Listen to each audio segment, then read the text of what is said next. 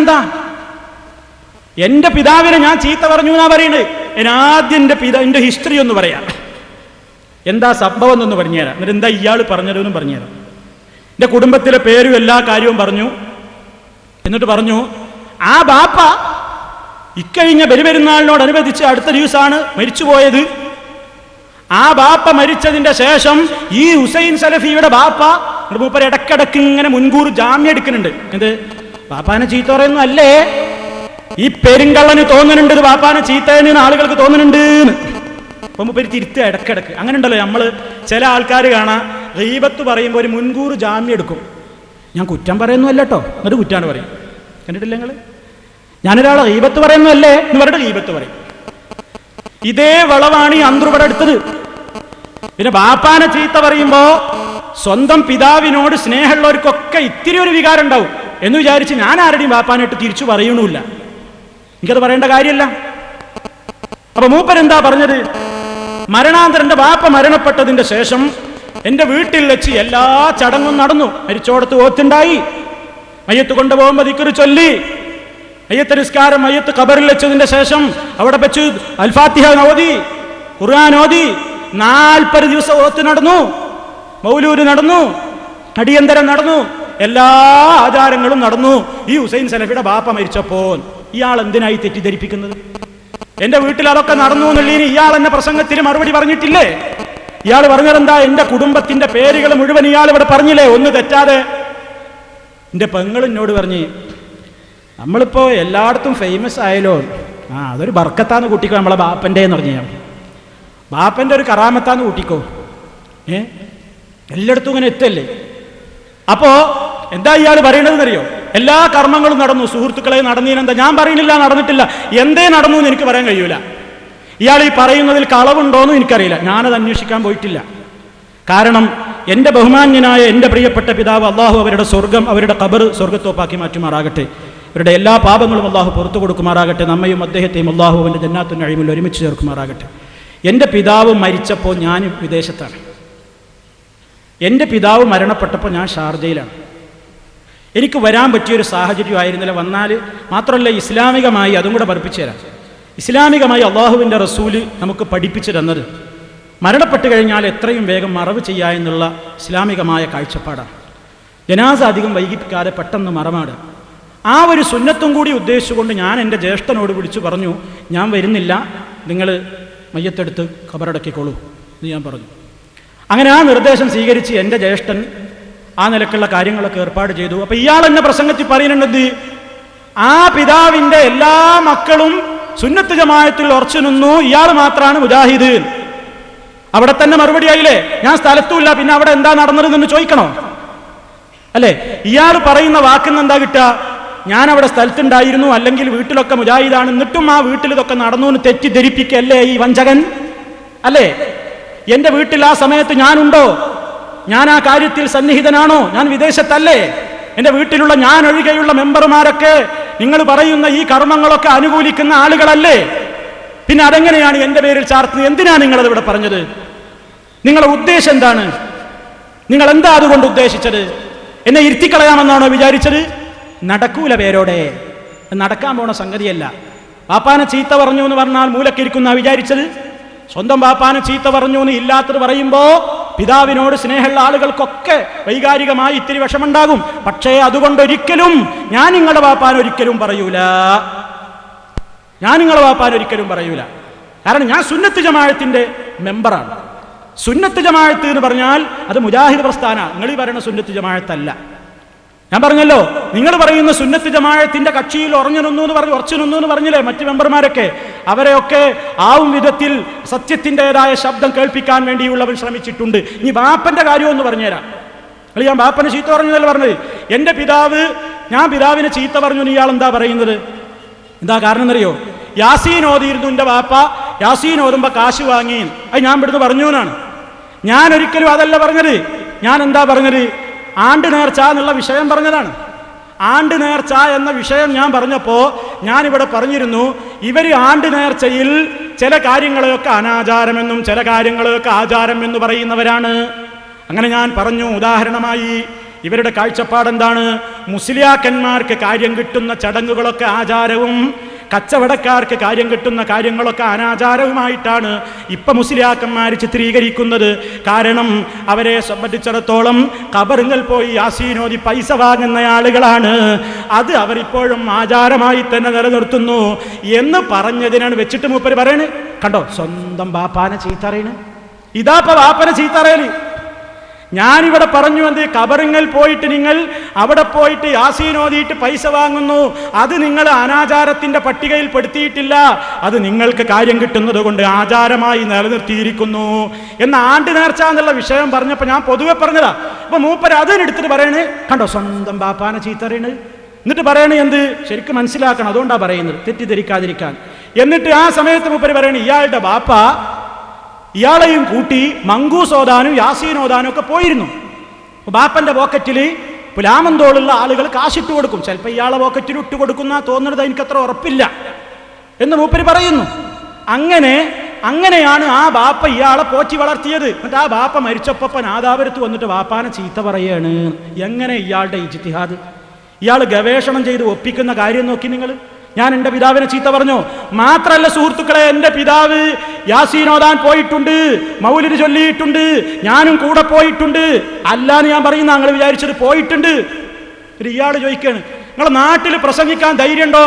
അങ്ങോട്ട് വാ നാട്ടിലേക്ക്, അങ്ങോട്ട് വാ നാട്ടിലേക്ക് പ്രസംഗിക്കാൻ. അവിടെയല്ല എവിടെയും പ്രസംഗിക്കും. എന്താ നാട്ടുകാരുടെ മുമ്പിൽ വല്ല ഒളിയും മറയും ഉണ്ട് എന്നാ വിചാരിച്ചത്? ഞാൻ നാട്ടിലും പ്രസംഗിക്കും, എവിടെയും പ്രസംഗിക്കും. ഈ സത്യം എല്ലാവർക്കും അറിയാവുന്നവരെ വാങ്ങിയിട്ടില്ല എന്ന് ഞാൻ പറയുന്നില്ല. പക്ഷേ അതൊക്കെ അന്ധവിശ്വാസമാണെന്നും അനാചാരമാണെന്നും എനിക്ക് തോന്നിയപ്പോൾ ഞാൻ തൗഹീദി പ്രസ്ഥാനത്തിലേക്ക് വന്നു.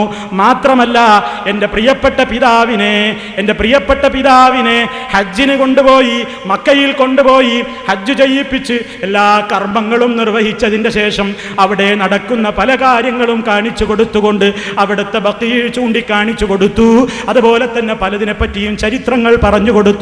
എന്നിട്ട് എൻ്റെ പിതാവിനോട് വിശദീകരിച്ചു കൊടുത്തു, എന്താണ് തൗഹീദ് എന്ന് വിശദീകരിച്ചു കൊടുത്തു. അങ്ങനെ പല കാര്യങ്ങളും വിശദീകരിച്ചു കൊടുത്തപ്പോ എൻ്റെ പ്രിയപ്പെട്ട പിതാവ് ഹജ്ജിന് ശേഷം പിന്നീട് നാളുകൾക്ക് ശേഷം എല്ലാ രൂപത്തിലുള്ള ഈ അനാചാരങ്ങളിൽ നിന്നും മാറി നിന്നുകൊണ്ട് അവസാനം തൗഹീദിന്റെ വക്താവായി കൊണ്ടാണ് വഫാത്തായി പോയിട്ടുള്ളത് എന്ന കാര്യവും കൂടി സന്തോഷത്തോടു കൂടി ഓർമ്മപ്പെടുത്തുന്നു. അള്ളാഹു അദ്ദേഹത്തിന്റെ സൽക്കർമ്മങ്ങൾ സ്വീകരിക്കുകയും അപാകതകൾ പുറത്തു കൊടുക്കുകയും ചെയ്യുമാറാകട്ടെ. SSLC തോറ്റു എന്നുള്ള പച്ചക്കള്ളം പറഞ്ഞു പറ്റിച്ച പടുജാഹില് നിങ്ങളോട് ഈ വർത്താനം പറഞ്ഞില്ലേ? ഇവരോടെ അത് പറഞ്ഞില്ലേ? അയാൾ നിങ്ങളോട് ഇത് പറഞ്ഞപ്പോ അയാൾ നിങ്ങളോട് ഇതും പറയേണ്ടതായിരുന്നു. അയാളെ ബാപ്പ അവസാനം മുജാഹിദ് പള്ളിയിൽ ജുമാക്കൊക്കെ പോയിരുന്നു. അങ്ങനെ മുജാഹിദ് പള്ളിയിലെ ജുമാക്ക് പങ്കെടുത്തിരുന്നില്ലേ? അങ്ങനെയാണ് വഫാത്തായി പോയത് എന്നുള്ള കാര്യം നിങ്ങളോട് പറഞ്ഞു തന്നില്ലേ? അന്ത്രു പറഞ്ഞു തന്നിരുന്നില്ലേ? അത് പറഞ്ഞില്ലല്ലേ? അത് പറഞ്ഞില്ല. അപ്പൊ നാട്ടിലെ ആ പടുജാഹില്, എന്റെ നാട്ടിലെ എല്ലാ ആളുകളുടെ സ്വഭാവം ഞാൻ പറഞ്ഞു. അവരെന്നെ തെറി പറയുന്നവരോ ചീത്ത പറയുന്നവരോ അല്ല, അവര് മാന്യന്മാരാണ്, നുണ പറയുന്നവരല്ല. പക്ഷെ ഏതോ ഒരു പടുജാഹില്, ആ ജാഹില് നിങ്ങളെ പറഞ്ഞു പറ്റിച്ചില്ലേ? നിങ്ങൾ അതിൽ വീണില്ലേ? അപ്പൊ ഇക്കാര്യം അയാൾ നിങ്ങളോട് പറഞ്ഞു തന്നില്ല അല്ലേ? ഇതാ പറയുന്നത്, കാര്യം പറയുമ്പോൾ മനസ്സിലാക്കണമെന്ന്. അപ്പൊ ഞാൻ എൻ്റെ ബാപ്പാനെ ചീത്ത പറഞ്ഞിട്ടില്ല. മാത്രമല്ല സുഹൃത്തുക്കളെ, ഒരു മുസ്ലിം എങ്ങനെ അത് പറയുമോ? അൽ ബിർറു ലിൽ അബവൈനി ഖൈറുസ്സാദി ഫി യൗമി ഫസ്ലില്ലാഹി ബൈന ഇബാദി അശ്ശുക്റു ലിൽ അബവൈനി നൗഉ ഇബാദത്തിൻ വമുതമ്മിമുൻ ശുക്റൽ ഇലാഹിൽ ഹാദി മൻ യസ്ഖത്തിൽ അബവൈനി ഔ യൻഹറുഹുമാ ഫജസാഉഹു തഖ്രീനു ഫിൽ അസ്ഫാ. മാതാപിതാക്കളോട് ബഹുമാനം കാണിക്കൽ, അവരോട് നന്മ ചെയ്യൽ പരലോകത്ത് വിചാരണ നടക്കുന്ന നാളിലേക്ക് ഏറ്റവും വലിയ മുതൽക്കൂട്ടല്ലേ? മാതാപിതാക്കളോട് ശുക്ർ കാണിക്കുന്നത് ഏറ്റവും വലിയ ഒരു ഇബാദത്താണ്. പരലോകത്ത് വെച്ച് അല്ലാഹുവിങ്കൽ നിന്ന് ഏറ്റവും പ്രതിഫലം കിട്ടുന്ന ഒരു കാര്യമാണ്. മാത്രമല്ല മൻയസ്ഖത്തിൽ അബവൈനി ഔ യൻഹറുഹുമാ ഫജസാഉഹു തഖ്രീനു ഫിൽ അസ്ഫാദി. മാതാപിതാക്കളോട് വെറുപ്പ് കാണിക്കുന്നവൻ, അവരെ വിരട്ടിയോടിക്കുന്നവൻ, അവന് പരലോകത്ത് ചങ്ങലക്കിടുമല്ലോ. അവന് നരകത്തിലേക്കല്ലേ വലിച്ചു കൊണ്ടുപോകപ്പെടുന്നത്. ഈ നിലക്ക് തന്നെയുമല്ല അല്ലാഹുവിന്റെ റസൂൽ പറഞ്ഞിട്ടില്ലേ നിങ്ങളൊരാളുടെ വാപ്പാനെ ചീത്ത പറയരുത് എന്ന്. അതാ ഞാൻ പറഞ്ഞത്. ഇതിൽ ദേഷ്യം പൂണ്ടിട്ട് ഞാൻ നിങ്ങളെ വാപ്പാനെ പറയാൻ എൻ്റെ സംസ്കാരം സമ്മതിക്കൂല. നിങ്ങളുടെ പിതാവ് ആ പാവപ്പെട്ട മനുഷ്യനെ സംബന്ധിച്ച് എനിക്കൊന്നും പറയാൻ കഴിയൂല. ഞാൻ അദ്ദേഹത്തിന്റെ ജോലിയോ മറ്റു കാര്യങ്ങളോ അന്വേഷിച്ചാൽ എനിക്ക് കിട്ടായികയില്ല. നിങ്ങളുടെ കുടുംബത്തിലെ നിങ്ങളുടെ പിതാവിന്റെ മക്കളുടെ എല്ലാ പേരും അന്വേഷിച്ചാൽ വേണമെങ്കിൽ എനിക്ക് കിട്ടും. പക്ഷേ എനിക്ക് ഓരോരുത്തർക്ക് എത്ര മക്കളുണ്ട്, അവരുടെ പേരെന്തൊക്കെയാണ് അന്വേഷിച്ച് നടക്കലല്ല എനിക്ക് പണി. അതുകൊണ്ട് ഞാനത് അന്വേഷിച്ചിട്ടില്ല. അതേ അവസരത്തിൽ നിങ്ങളതൊക്കെ അന്വേഷിച്ചല്ലോ അല്ലേ? ഒരു വലിയ കാര്യമായിട്ട് പറഞ്ഞല്ലോ, അന്വേഷണ കമ്മീഷനെ വെക്കാൻ പറഞ്ഞല്ലോ, 10ാം ക്ലാസ് തോറ്റു എന്നുള്ള പച്ചക്കള്ളം പറഞ്ഞല്ലോ. എന്നാൽ ഞാനതിന് സമ്മതിക്കുന്നില്ല, എൻ്റെ മനസ്സതിന് സമ്മതിക്കുന്നില്ല. അല്ലാഹുവിൻ്റെ റസൂല് പറയുന്നത് കേട്ടോളൂ സുഹൃത്തുക്കളെ, ഈ ഒരൊറ്റ കാര്യവും കൂടി നിങ്ങൾ ശ്രദ്ധിച്ചോളൂ. മിനൽ കബായിരി ശത്മുർ റജുലി വാലിദൈഹി ഖാലൂ യാ റസൂലല്ലാഹ് വഹൽ യസ്തിമുർ റജുലു വാലിദൈഹി ഖാല നഅം യസുബ്ബു അബർ റജുലി ഫയസുബ്ബു അബാഹു വയസുബ്ബു ഉമ്മഹു ഫയസുബ്ബു ഉമ്മഹു. മിനൽ കബായിരി വൻദോഷങ്ങളിൽ പെട്ടതാണ് ശത്മുർ റജുലി വാലിദൈഹി, ഒരാൾ തൻ്റെ മാതാപിതാക്കളെ ചീത്ത വിളിക്കൽ കബായിറിൽ പെട്ടതാണ്, വൻദോഷങ്ങളിൽ പെട്ടതാണ്.